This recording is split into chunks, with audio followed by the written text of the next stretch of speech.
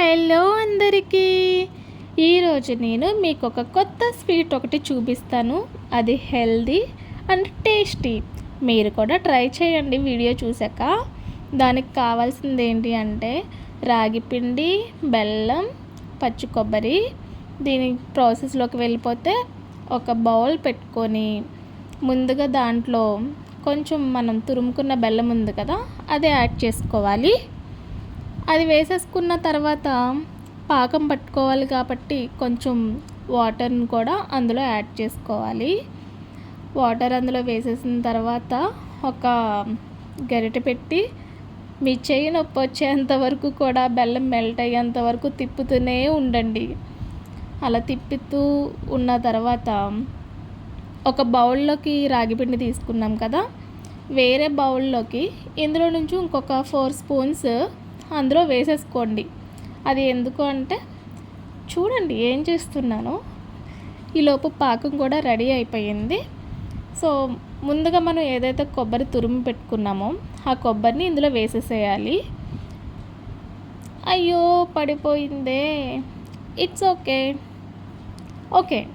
ఇప్పుడు వేసేసారు కదా, మొత్తం ఆ పాకం ఏదైతే ఉందో అదంతా కూడా ఈ కొబ్బరికి పట్టేలాగా బాగా మిక్స్ చేయండి. లైక్ మనం కొబ్బరి ఉండలకి చేస్తారు కదా, కొంచెం ఆ స్ట్రెచ్చర్ వచ్చేంత వరకు కొంచెం బాగా కలపండి.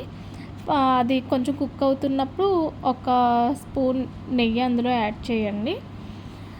నెయ్యి వేసిన తర్వాత యాలకుల పొడి కూడా కొంచెం అందులో వేయండి. అవి వేసిన తర్వాత బాగా మిక్స్ చేసేసి పక్కన పెట్టేసేయండి. అలాగే వేరే బౌల్ తీసుకొని ఏదైతే ఇంకో దాంట్లో మనం వాటర్ వేసి కలుపుకున్నామో అది బౌల్లో వేసేసుకొని దీన్ని కూడా బాగా కలపాలి. ఎలా అంటే ఇంకా ఉండలు లేకుండా మిక్స్ చేస్తూ ఉండండి. అలా ఒక 5 మినిట్స్ చేసేటప్పటికి ఇది కొంచెం టైట్ అవుతుంది అన్నమాట. ఇప్పుడు దీన్ని అంతా తీసుకొని వచ్చి ఇప్పుడు దీన్ని వేరే బౌల్లో ఇంకా కొంచెం పిండి ఏదైతే ఉంచామో అందులో ఇది వేసుకోండి. అబ్బా చేయి కాలుతుంది.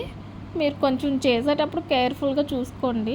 అలాగే ఇందులో కొంచెం సాల్ట్ వేసుకొని మనం చపాతీ పిండి ఎలా అయితే కలుపుకుంటామో సేమ్ అలానే కలిపేసుకోవాలి. కొంచెం వాటర్ అది వేసుకొని ఇంకా ఫైనల్గా అయితే పిండిని ఈ విధంగా కలిపేసా. ఇంకా లాస్ట్లో ఇందులో కొంచెం నెయ్యి వేసుకోండి. అలాగే నేనైతే ఇందులో కోకో పౌడర్ కూడా వేసాను. ఇది ఆప్షనల్, మీకు నచ్చితే వేసుకోండి అండ్ మీ దగ్గర ఉంటే వేసుకోండి, లేదంటే లేదు. అండ్ ఇవి చూడండి ఎంత క్యూట్ ఉన్నాయో. ఇవి నా ఫేవరెట్ అనమాట, నాకు చాలా ఇష్టం ఇవి. ఇంకో మొత్తం ఇలా కలిపేసుకున్న తర్వాత ఇలా బాల్స్ లాగా చేసుకోండి. బాల్స్లా చేసుకొని దానికి చిన్న గుంతలా పెట్టేసుకోండి. పెట్టుకున్న తర్వాత మనం కొబ్బరి ఏదైతే స్టఫింగ్ రెడీ చేసుకున్నామో అది ఇందులో పెట్టాలన్నమాట. ఇక్కడే ఉంది అసలైంది. ఇది పెట్టిన తర్వాత అవి చాలా జాగ్రత్తగా బాల్స్ని మనం చేసుకోవాలి.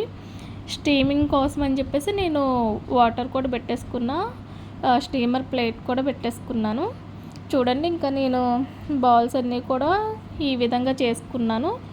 కొంచెం టైం పట్టింది, బట్ ఓకే, ఇంట్లో చేసుకునేది కదా తప్పదన్నమాట. ఇంకా చూడండి మొత్తం అన్నీ పెట్టేసాను అన్నమాట. పెట్టేసిన తర్వాత ఒక 10 to 5 మినిట్స్ దాన్ని అలా వదిలేస్తే దాని పని అది చేసుకుంటుంది. మీకు ఇంకేమైనా ఇంట్లో పనులు ఉంటే అది కుక్ అయ్యేలోపు మీ పనులు మీరు చేసుకోండి. ఇంకా నేను పిండి కలిపేటప్పుడు నా రింగ్ తీసి పక్కన పెట్టాను అనమాట. సో నాకు ఎప్పుడూ తిట్లు ఉంటాయి మా హస్బెండ్తో. ఎందుకంటే నేను ఎప్పుడు పిండి కలిపినా, ఈ చపాతీ పిండి కలిపినా గోల్డ్ తీసి పక్కన పెట్టేస్తా. మా హస్బెండ్ ఏమో తిడతారు, నీకు అసలు భయం లేదు అని చెప్పేసి.